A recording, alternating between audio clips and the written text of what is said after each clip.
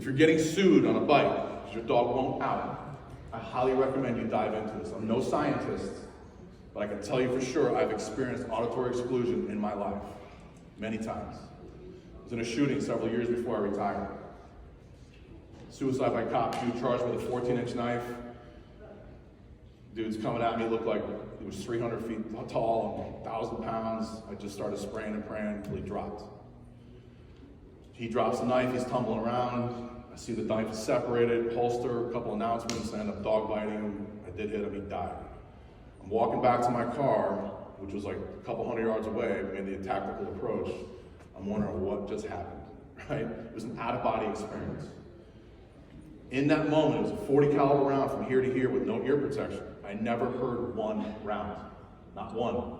I see some heads nodding. You've been put lead down range in the real world, it happens. It's auditory exclusion. It simply means when your body's hyper-vigilant and fixated on a task, especially during survival or high stress, God has given us this ability to shut down parts of our body we don't need in those moments. It's also given us the ability to channel energy into the motor skills that we need for survival. A not so crazy life experience story is when I'm sitting here editing these videos at my kitchen counter, I suck at technology. It's like taking everything in my body to learn how to edit shit. I still suck. If I'm doing that and I'm like drooling on myself and my wife starts talking to me, I don't hear her. I don't.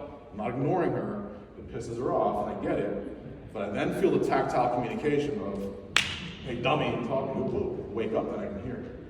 Electronics is the tactile communication that can override auditory exclusion. If you're in a situation where your dog has not released, they are deep in auditory exclusion. Find some scientific backing on this. I'm telling you from my experience, I've seen it in dogs.